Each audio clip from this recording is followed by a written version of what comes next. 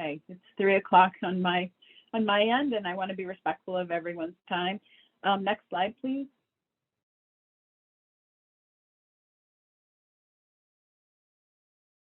Good afternoon. Back a slide, please. Good afternoon, everyone, and thank you for signing in to our virtual stakeholder meeting. I'm Karen McGovern, the Deputy Division Director of Legal Affairs for the Division of Professions and Occupations, which is the division within DORA that houses multiple boards, a commission, a task force, and 16 director model programs. Through these agencies, we regulate over 500,000 licensees and businesses that are part of approximately 52 professions. I'll be your host this afternoon, and with me, I have several technical support staff to assist us in navigating this virtual platform. Next slide.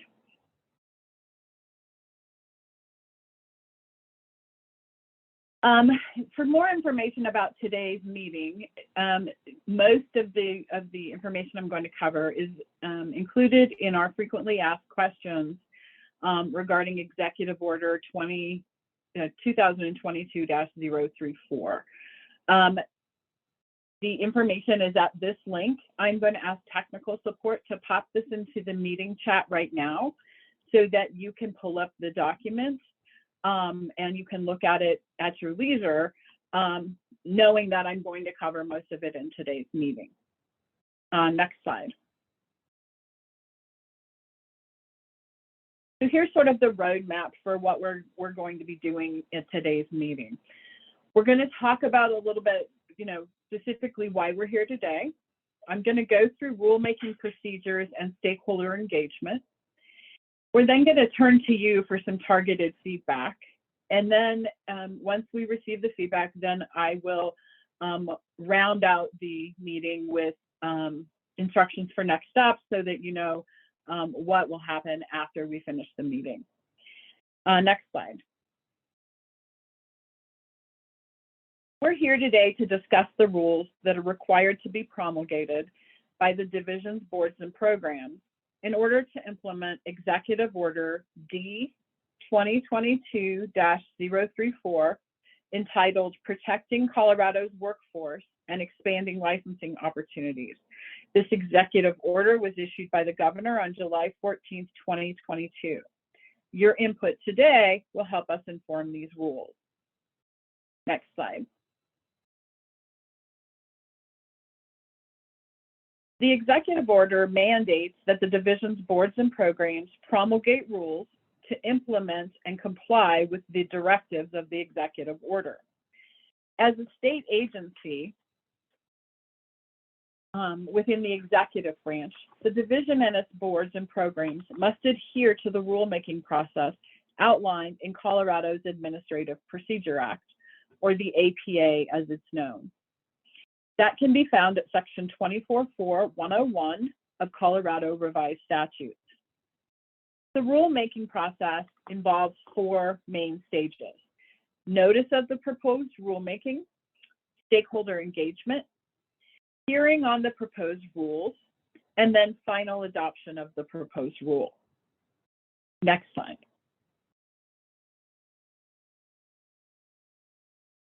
Today we are here for the stakeholder engagement phase of the rulemaking process. Stakeholder engagement brings stakeholder perspectives to the table for the boards and programs consideration during rulemaking. It's a formal process where we can gather together and discuss the policy issue involved in the rulemaking. It ensures that persons with a stake in the rules have a forum for meaningful participation and that the rulemaking is transparent to the public. In an ongoing effort to ensure early stakeholder engagement when promulgating permanent rules, the Department of Regulatory Agencies solicits input prior to starting the formal rulemaking process. What that means is we come and talk to the stakeholders before we even put pen to paper, because we want to hear what you think needs to be in the rules. Once we draft the rules, we'll solicit feedback on the draft rules, and that allows for our stakeholders to be involved early and continually through the process. To provide input regarding the rules during this meeting, please raise your hand by using the hand icon if you would like to speak, and we will unmute your line so you will be heard by everyone. Alternatively, you can type your comments into the Q&A section, and one of the technical staff will read it aloud so everybody has the benefit of hearing your perspective. If you don't want to speak out during the meeting or type into the question and answer box, you can provide your thoughts regarding the rules in writing to Dora_GPO_rulemaking@state.co.us. I'm going to ask technical support to pop that into the chat so you have the link to our email where we can accept your written feedback. We're recording this meeting today to allow the boards and the director the opportunity to review and consider your comments as they work through the formal rulemaking process. We will post the recording of this meeting on each of the boards and programs websites under the Public Notices tab on Monday, along with all written comments we've received this far. We will then supplement the written comments as we receive them. This allows for the public to have a transparent process. Also, I think what happens is people will leave the meeting and they think of other things they want to say, or they review the meeting, they listen to the recording, and that sort of prompts a different thought process or additional thoughts. And you can do that, you can review the written comments, review the recording of this meeting, and then even if you've provided input during this meeting, you can still provide additional input in writing to the Dora_GPO_rulemaking@state.co.us website. So before we start taking comments today, I want to cover a few ground rules. If you're using the audio through your computer, please remember to put any phones on vibrate or turn them off. Try to keep background noises to a minimum when speaking. When we call your name, we will unmute your line on our end, and then you need to unmute on your end. We ask that you state your name and the name of the organization you represent, if any. We'd also like you to tell us which board that you're providing the comments for. So for instance, if you're an accountant and you're here to comment for the accountancy board, please tell us that. All comments should be related to the rules required to be promulgated by the boards and the program. So you can provide general comments on elements that you would like to be included in the rules. You can provide us with exact language that you think the rules should hold, but making sure that your feedback today, any input that you have, is related directly to the rules that are required to be promulgated. Try not to repeat something that was already said. If you unmute your line and state you're in agreement with someone else, that works just fine, and we'll record that. Due to the large number of participants today, we will limit all comments to 2 minutes. We will provide each speaker with a 30-second wrap-up nudge, and at 2 minutes, your line will be muted so we can get to as many stakeholders as possible. If you're not able to finish your comments, please submit the remainder of them in writing to the email address that is in the chat box. A lot of times, issues such as this can cause people to have very strong opinions, and we recognize that. I want to make sure that we all understand that we're here today to be respectful of everyone's opinions and everyone's feedback. And if anyone is disruptive or inappropriate, then they will be removed from the call. I'm going to get us started with a targeted feedback question, an area in which we need your insight. So we will start with these questions and take all stakeholder comments related to this question before moving on. So can I get the next slide, please? Okay. So how I propose to do this is we'll take it one question at a time, gather all feedback related to the question, and that way we can make sure and keep it nice and organized for the boards and programs. So the first question is, how might the prohibition against the specific board, how might the prohibition for the boards to against sharing information with other states impact the boards or programs' compact reporting responsibilities? So in other words, the executive order directs the boards and programs to make rules to state that information will not be shared with other states that are trying to impose civil, criminal, or professional disciplinary sanctions against the licensee for crimes related to marijuana that are not against the law in the state of Colorado. At the same time, many of these boards belong to compacts and they have requirements to report. I'm interested if any of you have input or feedback on how you think that would work. And so now, if you have feedback regarding this question, please raise your hand using the hand icon, and then my staff will call on you so that you can make your comment.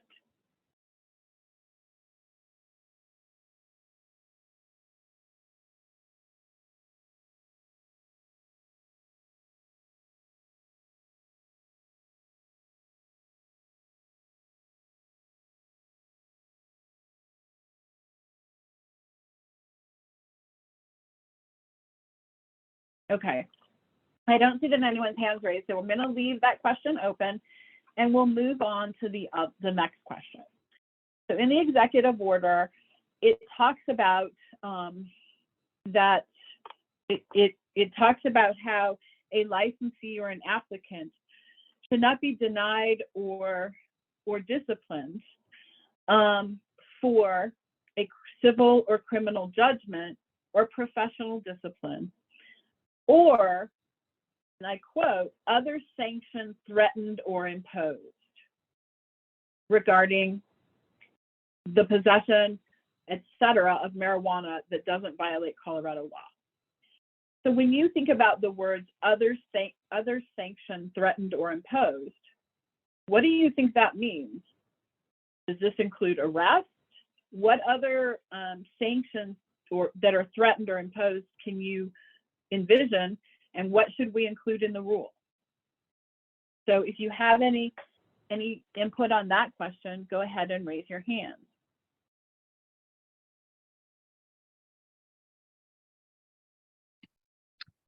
Miss Wendy Watson, I've unmuted you. Hello, Wendy Watson. I'm a massage therapist. I'm actually new to Colorado. I do know that other states impose fines or may suspend or terminate a licensing. So I think that verbiage, those concepts need to be considered. Okay. And I'm wondering if this is in line with the multi-state licensing proposal that the AMTA is trying to work on. Okay, that's a good question. I think that relates a little bit to the first question. When we have these compacts and these multi-state reciprocity agreements, trying to figure out how this provision would fit in with that. So I appreciate you notifying me of that potential one for massage therapy. You're welcome. Thank you.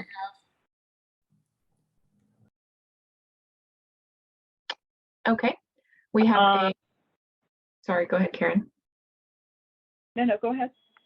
An anonymous attendee, and it says, I am an RN and am going through a lengthy expunction process, and I'm also disabled currently.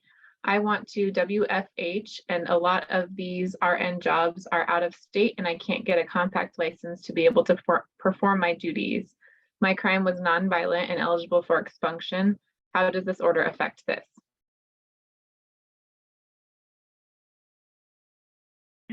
So we typically don't answer questions that impact an individual licensee.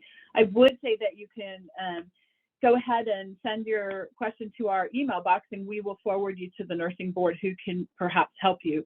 But I will take this opportunity to reiterate that this executive order relates only to crimes related to marijuana that are illegal in other states but are legal in Colorado. Do we have any other feedback? None that I can see. Oh, wait, there's a raised hand. Mr. Matthew Azer. Oh, the hand has been lowered, so I've unmuted you, Mr. Matthew Azer. Yeah, hey everybody, Matt Azer. I guess I'm an attorney. I used to be the chief judge for the Office of Administrative Courts. Karen, I do think other sanction threatened or imposed does include arrest. So obviously, if somebody's in possession of marijuana in Colorado, that is not a crime. In another state, it could be. If somebody is given a DUI and they're under the influence and it's proven that they were impaired, that would be a crime. And then can I go back to the first question real quick? Absolutely. So in terms of, I was typing something and then we jumped on, the prohibition against sharing information with states seeking to impose civil, criminal, or professional penalties. You know, every interstate compact is in a statute. And so we potentially have conflicting law between the statute and what the executive order says. And just pulling up the interstate compact section 8 coordinated information system, it looks like member boards may report any non-public complaint, disciplinary or investigatory information, but they don't necessarily have to. And so I think the situation is if, say, the Board of Medical Examiners or the Nursing Board or Massage Therapy Board, you know, has something on an individual that may be related to marijuana, that is something obviously that they would not then post. And my time is up. Thanks. Thank you. I appreciate it. Okay, who else? We got a quiet bunch today. So I'm going to move on to the next question, but remember, all questions that we've previously talked about are open. If a thought comes to mind, please feel free to just raise your hand or drop it in the chat box. Just want to make sure that we get as much feedback as we can get as we start to work on these rules.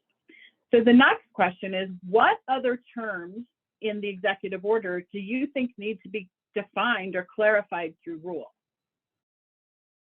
So if you read that executive order, what other terms do you think might need to be defined? And for those of you that might not have the executive order handy, can tech support just drop that right into the chat?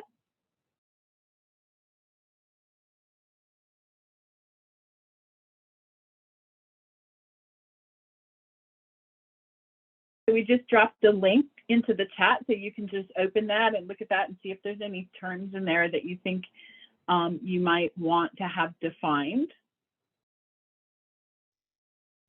Karen, we have, sorry, we have Miss Wendy Watson.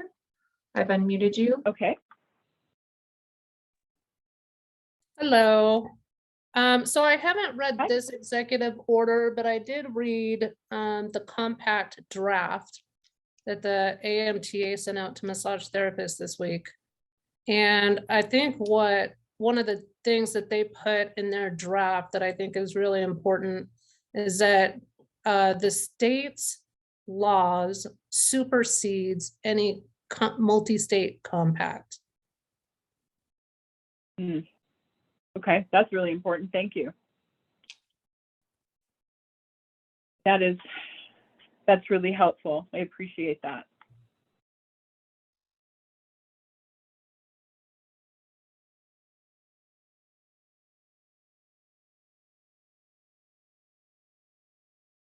Okay, who else?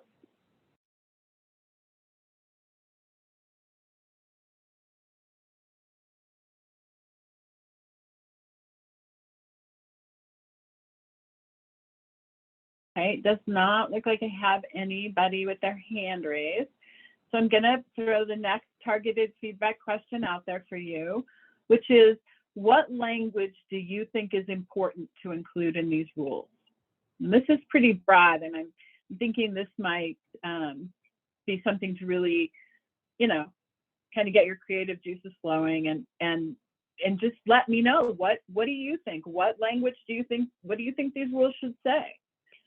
This is your opportunity to provide that and to have input really from the ground up. So don't be shy, raise your hands, chat into the Q&A box. Karen, we have Ms. Beatrice O'Hare. I have unmuted you.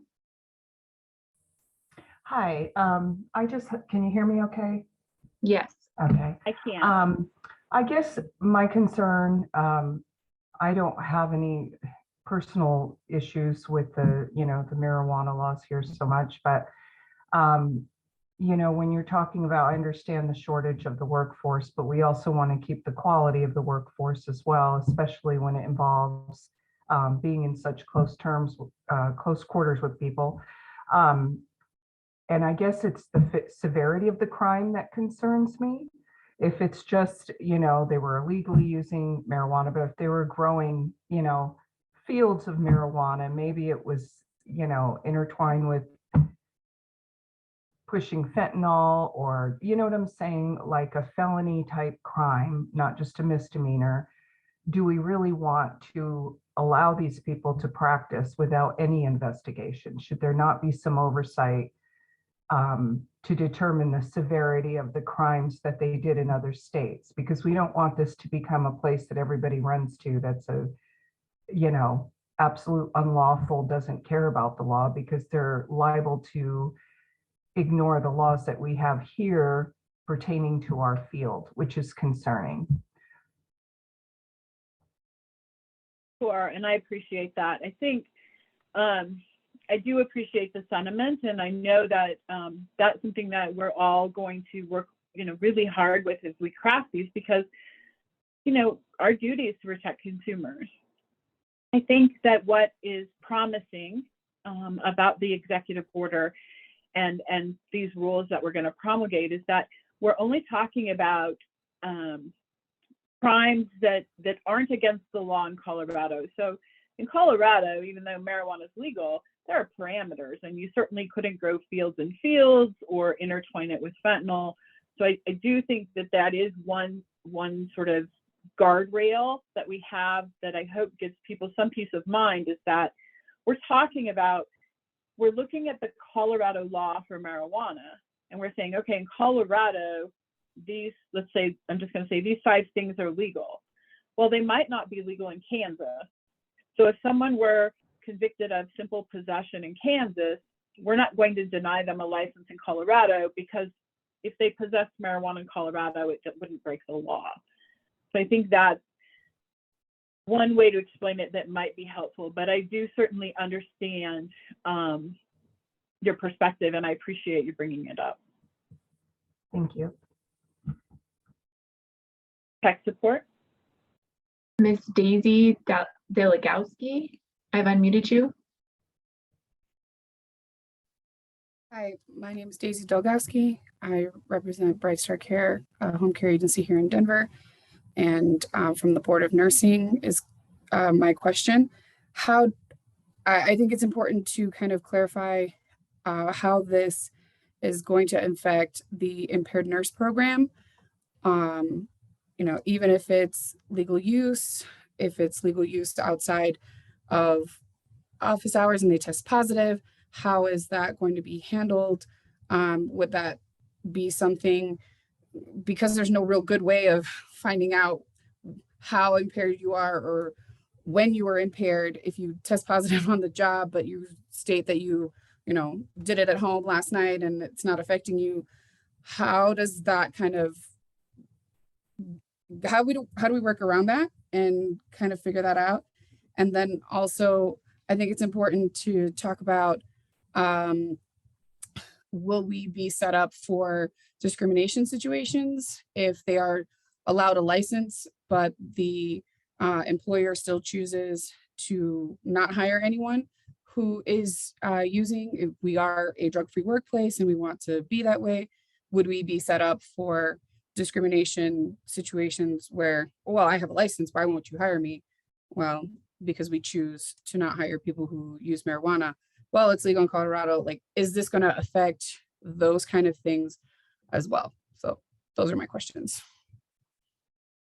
So I think something that's really good to understand is this does not impact, this is not, trying to think of a way to explain it and just trying to get my words sort of in order here. So there are a couple of different ways that you could violate the Practice Act if you had a marijuana issue. So one is a conviction, right? And that's what this, if you have a conviction or you have professional discipline related to marijuana, that's what this executive order addresses.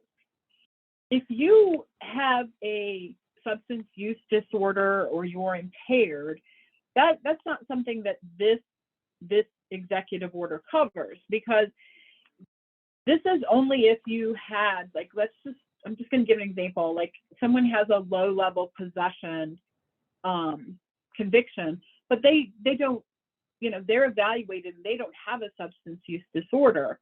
That's what this applies to. This is saying, don't keep people out of the state for the sake that they have a low level marijuana conviction that's not against the law in Colorado.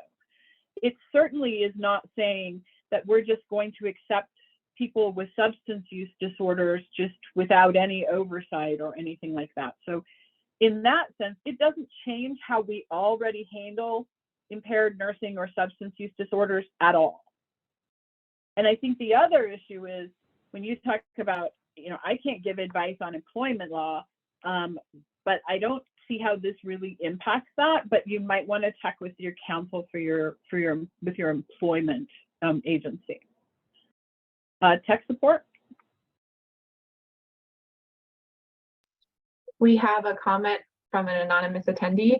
I think I'm confused as to how this impacts providers working with children, such as licensed psychologists. Also, schools state all drugs are illegal. How does this impact school providers? So I think those are good questions. This does not impact school providers. This essentially tells the Department of Regulatory Agencies that we cannot keep people out of our state if they have been convicted or disciplined for something that is not illegal in Colorado. So if that is the only reason we would deny their license, this is saying we can't deny their license only for that, right? If our only reason to keep them out of the state is you have a low-level marijuana conviction, we cannot do that. The other thing that this order does is it says if we have a licensee in Colorado, so if we have a physical therapist in Colorado who's licensed in Colorado and who's licensed in another state, and they get disciplined in the other state for a marijuana conviction, we cannot impose reciprocal discipline if that conviction is not against the law in Colorado. So that's sort of how it works. Now, what schools require to work with children, those types of things, those aren't impacted by this order. This order directs us as the licensing entity to make sure that we're not denying licensure or disciplining licensees for crimes that don't violate Colorado law. Tech support. Mr. Phil Hayes sent in a chat. Apologies if this has been asked already, but I joined late. Is the EO designed to not interfere with collective bargaining agreements? Many CBAs have very specific rules and procedures around the job drug use and related safety around testing. How is DORA accounting for this? The Department of Regulatory Agencies or the division, we don't engage in that. That is not something that we are not going to interfere with people's employment or what is required for their employment. We are the licensing agency, and that is what this order addresses.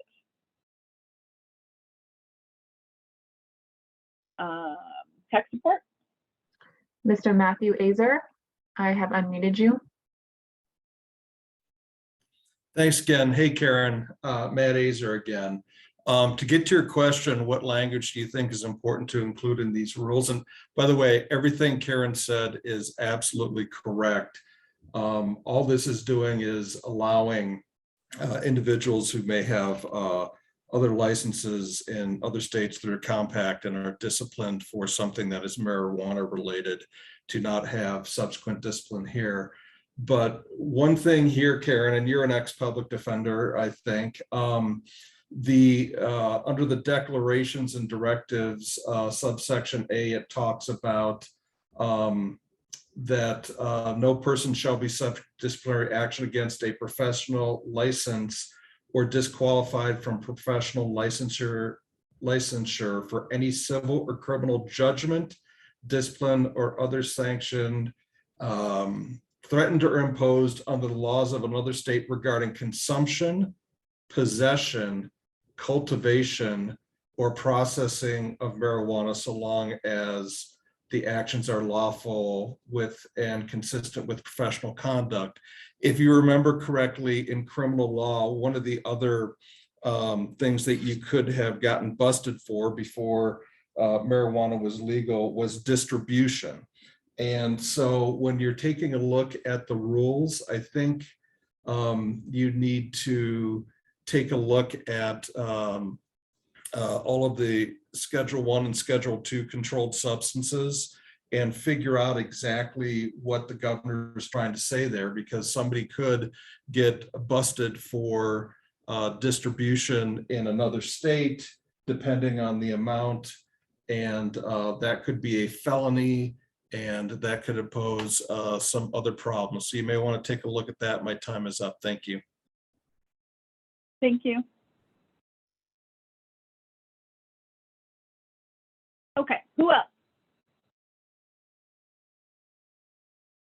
We got a lot of time left, so don't be shy.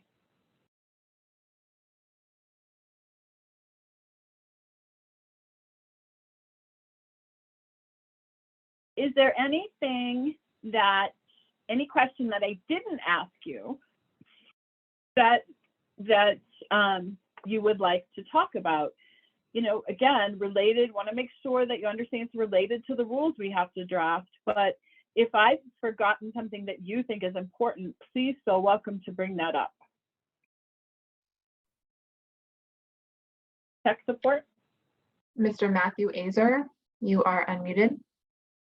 Hey, Karen, one other thing is under section 2, paragraph D, it says that basically DORA and revenue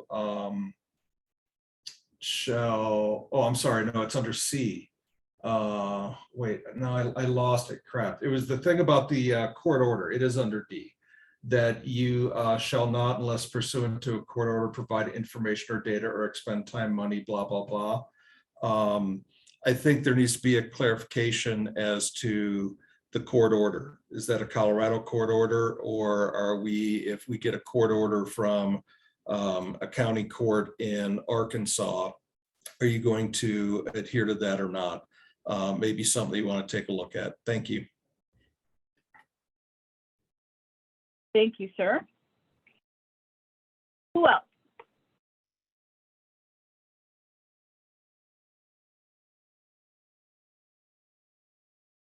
If you feel too shy to make the comments out loud, you can type it into the box, and you can type it in anonymously. you know, we'll read it for everyone, but I really want to make sure that everybody is, you know, putting their input out there so that we can consider that as we make these rules.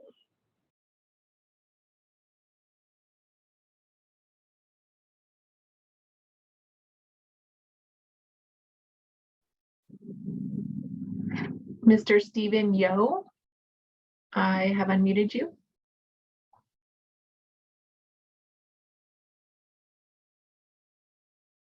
Mr. Stephen Yo, I'm sorry if I'm mispronouncing your name, you're unmuted.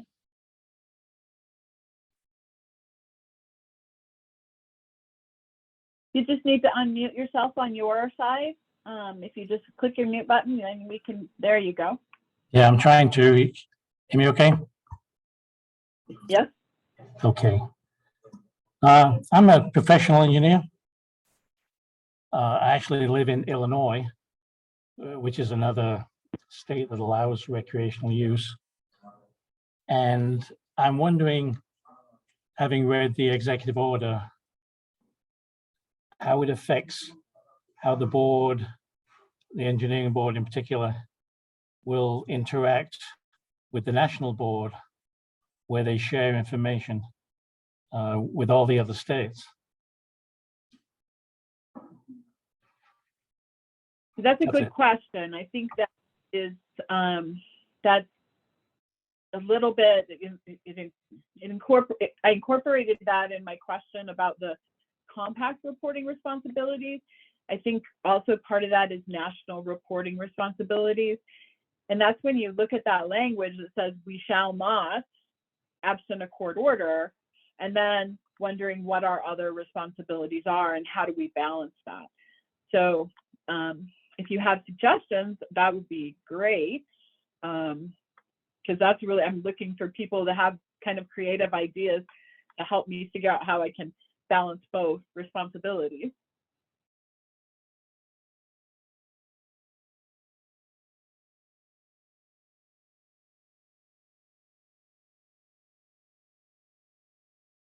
Okay, anybody else have any thoughts or ideas or language they'd like to see in the rule, or things that they think we need to address that maybe isn't so clear in the executive order?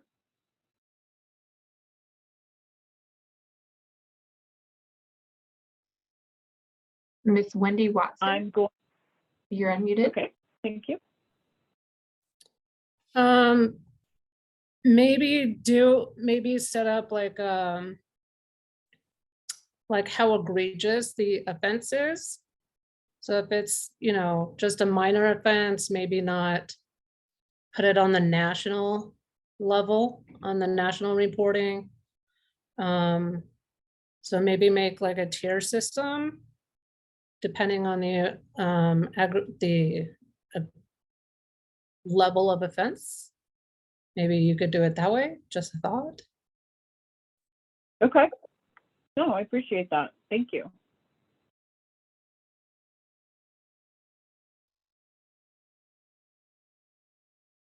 What else? So for those of you who don't do stakeholder meetings with me, like I could sit here for an hour and ask who's next or what else. I don't want to. I don't want to keep you longer than you want to be here, but I want to make sure that everybody who has something to say has that opportunity to share their information.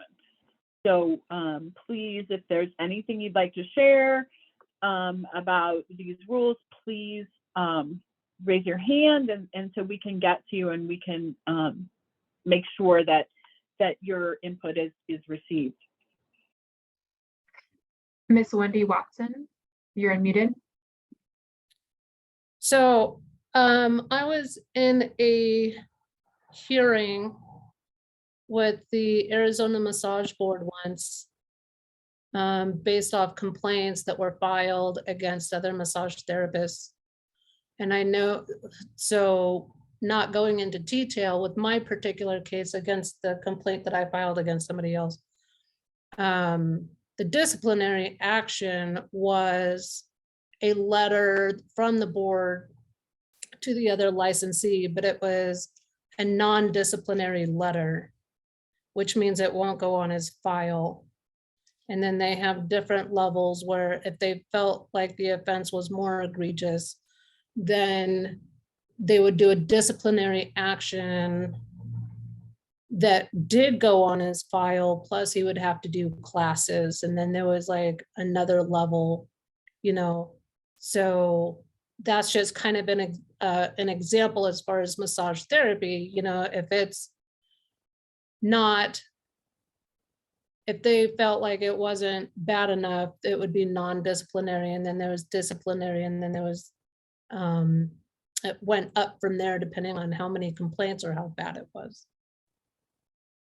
So maybe if somebody had an offense here that wasn't non-disciplinary or wasn't going to go in their file, then you wouldn't need to report it on the national level. Yeah. No, I agree. Okay. Who else do we have?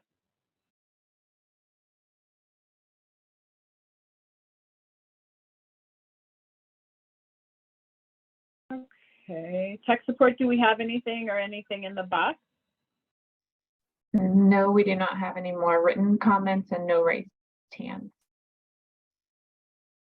Okay. Oh, wait, we have a couple here. Yes, that seems to happen. Mr. Matthew Azer, I have unmuted you. Well, it looks like you lowered your hand. We should be able to hear you when you unmute. Hey, Karen. One other thing that I think you should clarify in the rule is what sort of people have said, and what I just did some quick research, that the compacts do not supersede state laws concerning the practice of fill in the blank. I think that that would be important. And maybe even in the rule, something defining, you know, what, that anything related to marijuana would have to be a criminal act in Colorado for it to go on the compact. I think that that may alleviate some of the concerns that we've heard here. Thank you. Thank you. Miss Virginia Eppen, you are unmuted. Hi, yeah, my name is Virginia Eppen. I represent licensed professional counseling category. And my question does not deal with the legalities of marijuana, but rather supervising candidates. Is this a question that would be appropriate at this time? Your question does not involve these rules. It's a separate question. Yes. Okay, what I would say is it's best you can send your question to the email address we put in, and we'll get that to the mental health board people, because they're better able to answer your question than I am. Okay. All right. Thank you, Karen. Sure. We have a written comment from an anonymous attendee. Is the workforce shortage this much of a concern? As an RN, I will not be hired if there is any substance in my system.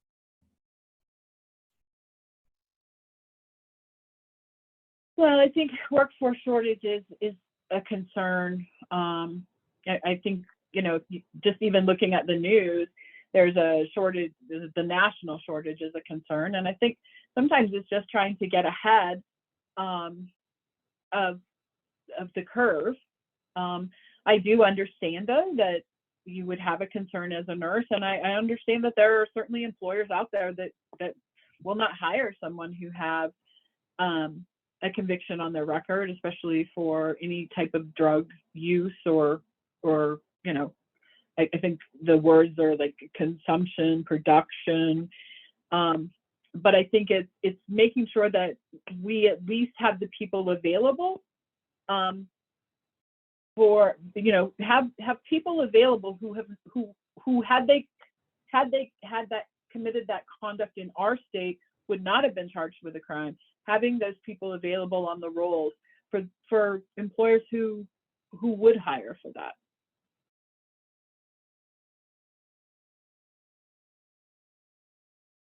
That being said, I 100% appreciate your concern and your feedback, and I think it's important that we hear all the perspectives.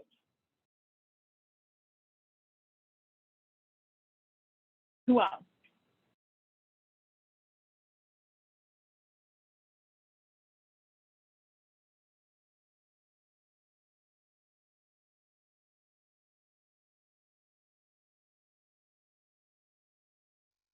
Miss Beatrice Okay. O'Hare, you are unmuted. Hi, I do represent the massage career field. I'm just, again, wanting to reiterate, I guess I'm wondering, would the employer hiring a person within this field that had a conviction in another state be aware of that, or would there be any requirement for them to make them aware of it? Because personally, again, I don't have any problem with marijuana use when it's lawfully done. But if you're in another state, you know it's unlawful, and you're growing, a bunch of marijuana, even if it is for self-consumption, you've chosen to disobey the law in wherever you're living. What would keep them from disobeying the law here? For me, that's personally concerning. When we work on bodies, I mean, they're, unclothed mostly or almost all the way, and we're draping. If they're just unlawful somewhere else, I mean, what would cause them to not, you know what I'm saying? You get desensitized if you're in the habit of disobeying the law, particularly if it's a recurring problem and they have, even if it's a minor offense here, they've disobeyed the law, say, multiple times there. Yes, they're all mild in our eyes because it wouldn't be unlawful here, but it was in their state. They chose to do that. And we're choosing to give these people, in a sense, refuge because they can't be employed where they're at because they've blown it. So it's going to be almost like a sanctuary state for people that want to be unlawful. And you know what I'm saying? This is a concern that I have. And I just feel like are the employers going to be notified, or are they required, or should they not be required some sort of probationary period, maybe even, to make sure that they are being lawful in our state of other things? Sure. So time is up, but I do appreciate your feedback, and I do think that is a valid perspective. I think that perspective is shared by a number of people based on some of the written feedback that we've received. And I think it's important, again, how employers deal with this issue. I can't speak to that. I do know that there are employers that require background checks before they hire someone. There are employers who ask the question. And so that's all I can really offer as to that, those questions. But I do think that, again, I appreciate you sharing that perspective.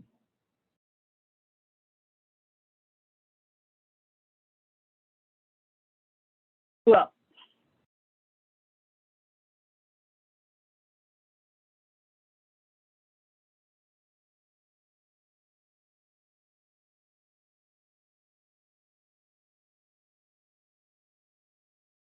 okay, do we have anything in the chat box?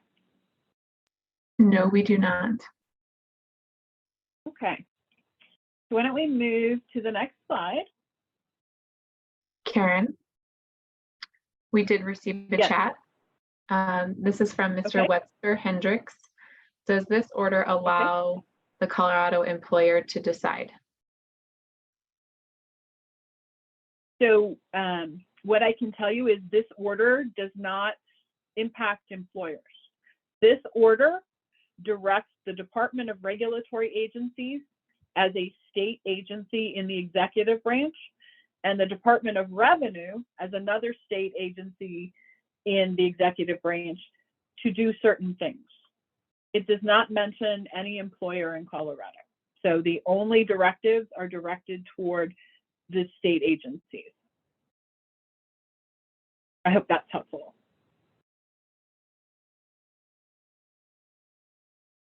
Anybody else?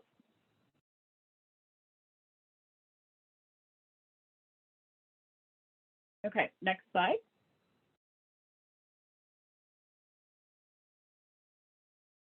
Okay, so next steps. What does that look like? Next steps are that we will continue to take feedback in writing. So if you didn't say what you needed to say today, or if you think of something later, please feel welcome to send your comments in writing to us at our rulemaking inbox. And I'm going to spell it all out in case we have people joining by phone. So it's DORA_DPO_STATE.co.us. So we're going to continue to take that feedback. We are going to sit down with all the boards and programs and draft proposed rules that we will then post to the website, and we will email to each of you who have signed up and who are here today.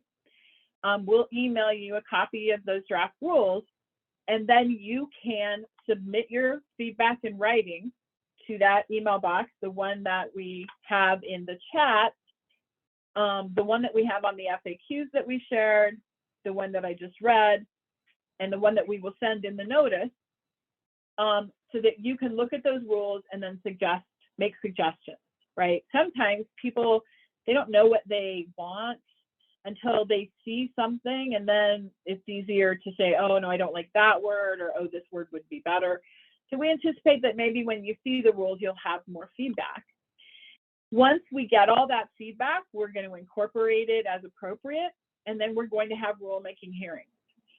Rulemaking hearings will be held by every board, program, and commission within the Division of Professions and Occupations. So that's 22 boards, a commission, and 16 director model programs. We will notify you all of the hearings.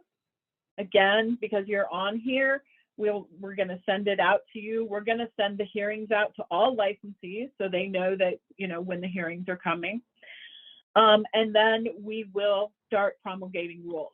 As you can see in the executive order, we have to do this fairly quickly. We have a report due to the governor within 90 days. So we will be adopting these rules on an emergency basis and a permanent basis at the same time, so that the rules go into effect rather quickly. Next slide.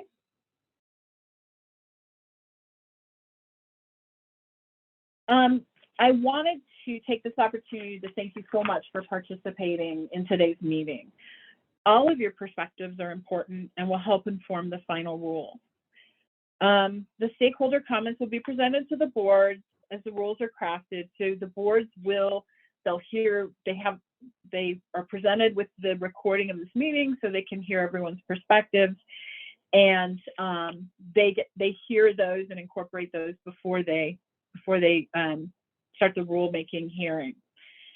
I think that again, we'll make sure that the dates of the rulemaking hearings are posted on the website for every board.